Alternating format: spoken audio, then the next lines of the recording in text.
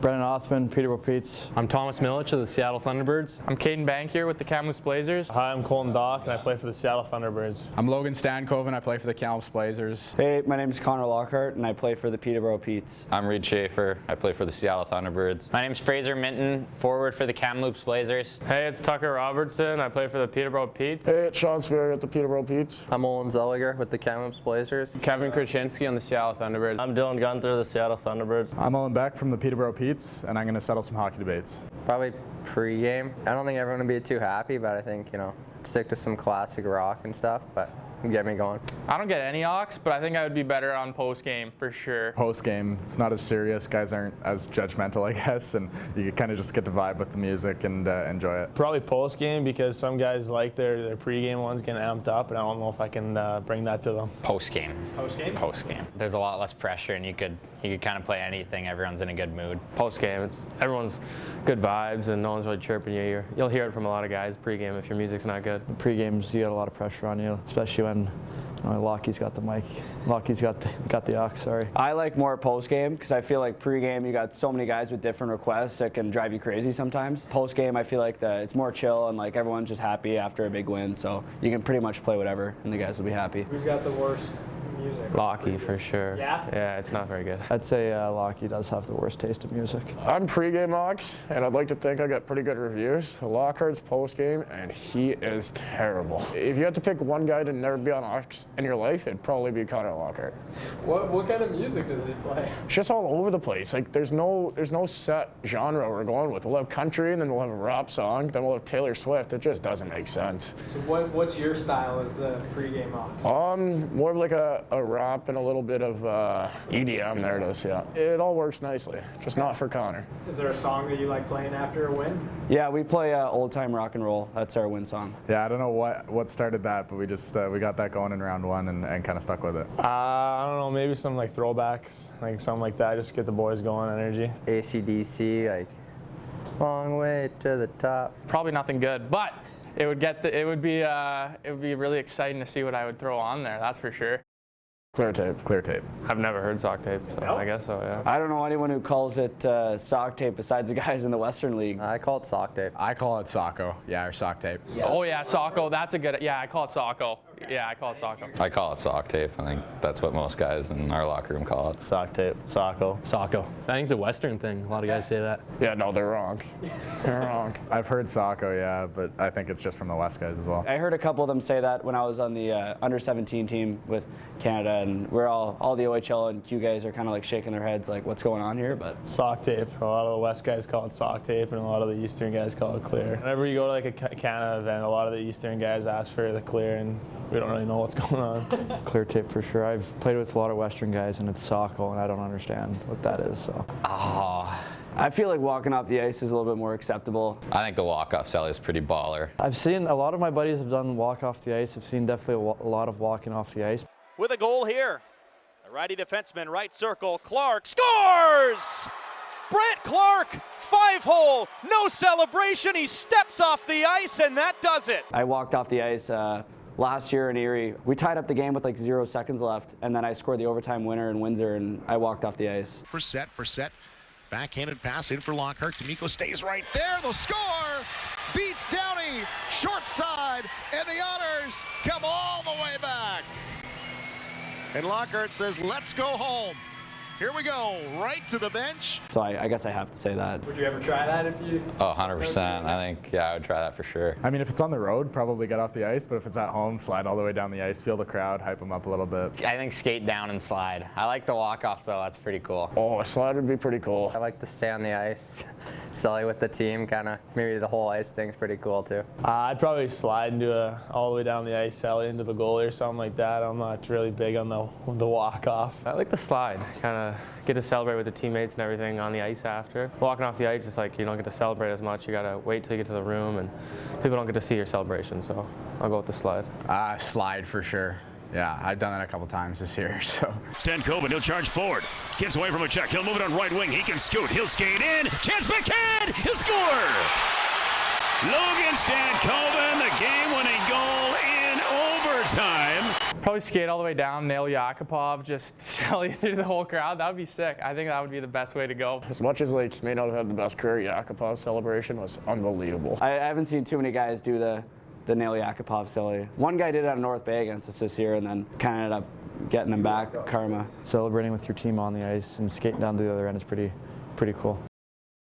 Man, now I'm thinking about it. I've always been a top to bottom guy. I go top to bottom. I think it's just easier for me. I'd say I go top to bottom. I go top to bottom, but I usually leave like the first one undone. Top down. Top down. Yeah, it just feels better. Yeah, I'd say top to bottom. I think most guys do that. I go top to bottom. I leave the top one until I do it all the way down, and then I'll do up the top one and put my tie on. I think I go top to bottom. I start with the second to the top and then go down. I don't really know why, but yeah, that's just always how I've done it. I go top to bottom. I think it's just easier, straight up the top, and just go and probably leave the last one undone, just tuck it into the pants. Yeah, I don't like that because then like it always comes out of the shirt. I find when you do that. Bottom to top. Bottom to top. Oh, I think I'm bottom to top. I get in the suit and I take the top two off and I just take it off like that and I just leave it so it's easier to get back on after the game. See, I'm weird. I go middle to top and then do the bottom. Oh, okay. Yeah, it's weird. You've just always done that? Yeah, I don't know why. It just happens. Ooh, probably high glove. High glove every day. Probably high glove. Like to shoot high. Kelly trying to skate in, played in tight, and they score. Definitely high glove. I like to kind of pull and drag and go high glove. Probably high glove. High glove. You know, you gotta make it look good. Probably high glove. Yeah, I think it's a bit flashier, and yeah, I just tend to go there more. Yeah, everyone likes to shoot high, so it's nice if it goes in. The back short-handed. Logan Stankoven in alone. He shoots. He scores. Probably low blocker. Okay, you're the first one that said low blocker. Really? Ever since I got to Peterborough at the trade deadline, my coach has been on me about missing the net high, so I don't shoot high too often anymore. Through center, here's back, full steam ahead, More of a low net kind of area guy, so I'd say low blocker. You and Owen are the only two that have said low blocker. Oh, Becker said low? Yeah, No he's chance. been missing the net high, and the coach has been getting on him, so he's been going low No, blocker. if you look at Becker's tape, it's always high and wide. Again, I can't really do either, but low blocker. Low blocker. I like blocker side more as a lefty. High glove all day. Yeah. Fraser had a bad answer with low blocker. Got to be bar down, high glove. Yeah. Probably missing the empty net because you could control that. Stick break and just nothing you can really do about it. I think goalies out of the net, empty netter. I've had a few of those, and you come back to the bench and you want to break your stick, so those ones suck. It's got to be the empty net. There's no one in net, and you just miss the net. It's just embarrassing, and then you got to skate all the way back down and defend. It's just the worst. Missing an empty net for sure. I get beaked by a lot of the guys for not hitting my empty nets, but you know I think they're too easy, so I don't like to score them. Empty net, definitely. It's always nice putting the puck in the net. So yeah, if you miss on an empty netter, that's a tough feeling. Empty net, kind of an auto goal, one timer. You never know. So I'll take the goal. Missing the empty net. Yeah. I had one in Ottawa last year. Yeah, I got puck at the red line, like wide open net. Could have shot it. Kind of wanted to pass to someone, so I waited, and tried to pull it, and shot got blocked by the D. So that's never a good feeling. I think I was thinking about that for like 2 weeks after. Say missing an empty net, it's kind of embarrassing, and Jumbotron's just kind of replaying it over and over, so it's not nice. Empty net, I think, for sure, but the one-timer stick broken's pretty bad too. I've done both, so I don't know. I'd say breaking your stick, that's pretty painful. I haven't broke a stick trying to shoot, but I have missed an empty netter and ended up giving up a shutout because of it. It's a pain and regret, hurt a lot worse than the goal against. I think you should review everything, to be honest. Honestly, like as a player, you want the call to be the right call. There's a lot of definitely goals that could have been counted or taken away if you review stuff. We had a play in Game 6 of our finals there where we had a breakaway and we ended up scoring on it, but the ref blew it down late for offside, and we were kind of just saying like we wish he let it go and then review it, and if it's offside, so be it. I'd rather see a goal go in that doesn't count after a replay than a goal that goes in and shouldn't count if you don't watch it. So that's my opinion on it. I like the review. I think especially for calls like offsides, high sticks, I think it's important. A fan when we got scored on and we have to get their video, but I'm not a fan if it was like if I scored and had to get videoed. So I guess it goes both ways. 50-50. I like the review to get it right, but at the same time, some of them are so close. They're like zooming in like so close. The puck's like a millimeter offside. You know, it's kind of 50-50, but I think they should definitely keep it. Sometimes it's tough. Like maybe maybe there was an entry into his zone, and then like 3 minutes later you score a goal and it figures out it was offside. But it's like, I don't know, at the end of the day, I feel like you probably should be getting the call right. So I feel like reviews are fine as they are right now. We don't have iPads, so Okay. Jumbotron.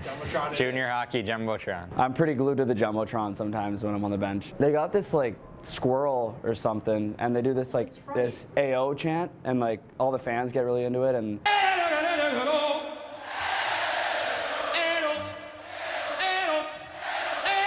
I know my billet mom has one of the shirts, the Pete's Made like shirts, and they're selling them at the store and stuff, and everybody gets a pretty good kick out of it. Well, sometimes the Jumbotron doesn't show it, but I usually catch myself looking at the Jumbotron quite often, so I'd say Jumbotron. I actually enjoy watching those like intermission, or like the TV commercial breaks when they go on and they go into the crowd. I like watching those ones. iPad for sure. iPad for sure. I go on the iPad way too much during games, and I kind of get caught. And sometimes I'm up next shift, I'm on the iPads. I like the iPad. Sometimes the Jumbo doesn't get it all. And if I miss a chance, I like looking on the iPad and seeing. If the play's going on and I can't really see what's going on, I usually just look up at the Jumbo and see what's going on. But if it's something that I did wrong on the ice, I usually throw out the iPad to make it less obvious. Jumbotron. Yeah, I'm not much of don't make any skill plays. So, you know, I don't need an iPad to see me trip a puck off the glass, that's for sure.